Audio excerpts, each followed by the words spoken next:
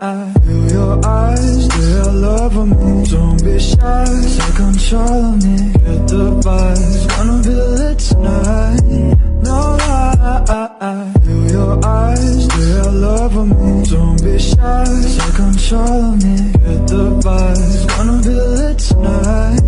No lie, feel your eyes, they're loving me. Don't be shy. Hi, before we start to the first subtopic, do you know the description of our topic on Chapter 7? Business support system refers to the assistance and services given by the government or any private agency to help entrepreneurs to start a new business or to develop an existing one. Then, business regulation is an important thing for entrepreneur to know and understand the regulation before start the business.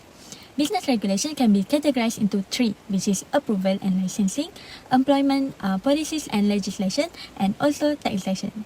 So now, we move to the next subtopic.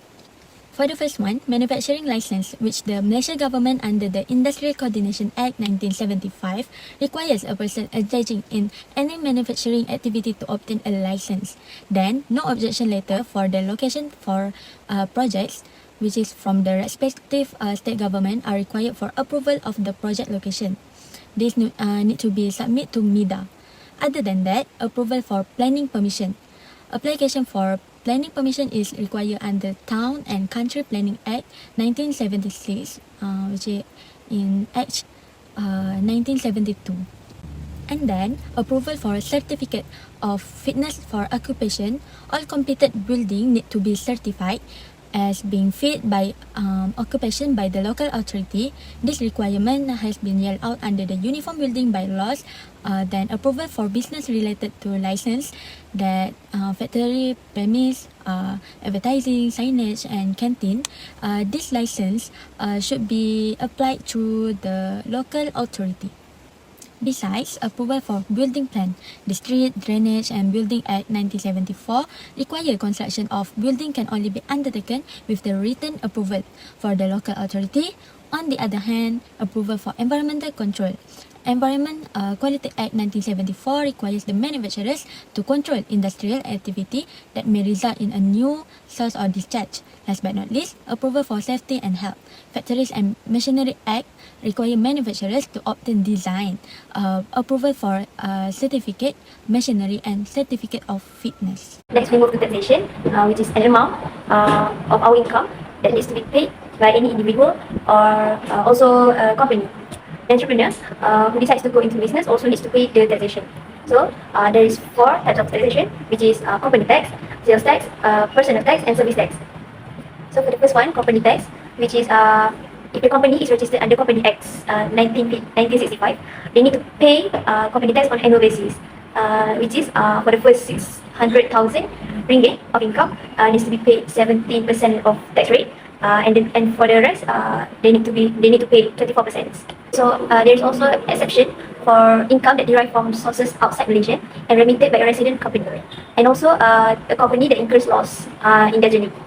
But an entrepreneur who owns a business need to pay double tax, which is they have to pay for company tax and personal tax. So next, for personal tax, which is everyone is liable to pay personal tax. There is also exception for any income remitted to Malaysia by residents. For non-residents, they only have to pay tax on income earned in Malaysia. Under Income Tax Act 1967, the rate of tax depends on duration of his stay. Other than that, we also have Sales Tax Act 1972, which they charge on all taxable goods imported into or manufactured in Malaysia. So, but Langkawi and Labuan have special provision which to accommodate their free port status. But there is also accession tax for companies who generated below 100,000 ringgit and companies with LMW, which is the licensed manufacturing warehouse, but after they receive a certificate.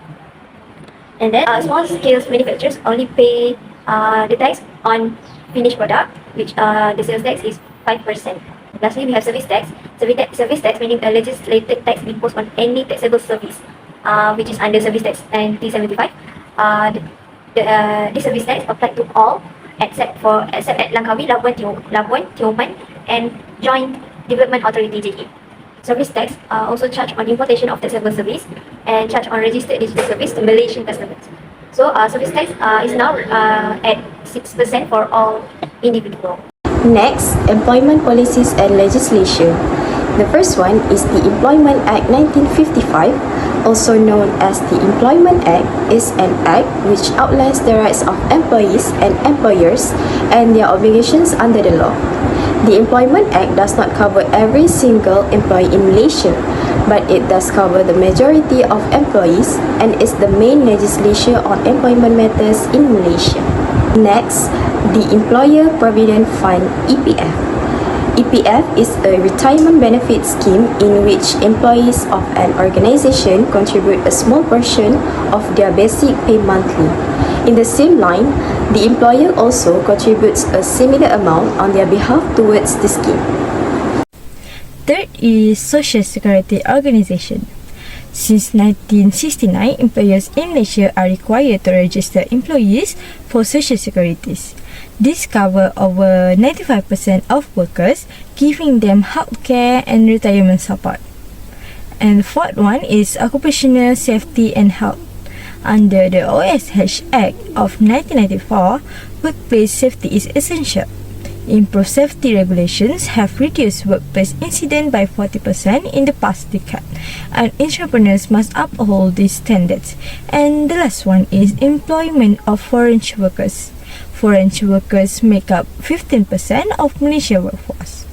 Hiring them means following visa regulation and ensuring fair treatment to avoid penalties. This shows that responsible entrepreneurship includes supporting workers' security, safety, and fair treatment. Next is business support system. There are seven types of business support system services. As for the first one is financial support services, usually given by a private and public institution for an entrepreneur to start up or purchasing factory site, office equipment, machinery, and start-up capital. For example, account and commercial banks. Second one is marketing support services. There are agencies that provide support services in marketing and distributions throughout the country and overseas. For example, Matrix and Pharma. And the third one is research and development support, which means there are also agencies that help the entrepreneur to carry out research. For example, MPOB and MARDI. Now let's move to the technical and technological support. This support are to familiarize entrepreneurs with the latest production methods and systematic management. There are some business support in technological, which is MIMOS, Siring Berhad, and also MARDI. Next support system is entrepreneurs and management training. These support systems are to obtain the necessary skill for entrepreneurs. Some of the agencies that include in this support system are MARA and MASMET. And the last business support system are in infrastructure support, which assists in provide a strategic location for entrepreneurs start their business. The agency that assist the entrepreneurs are UDA, MARA, and also technological Park Malaysia.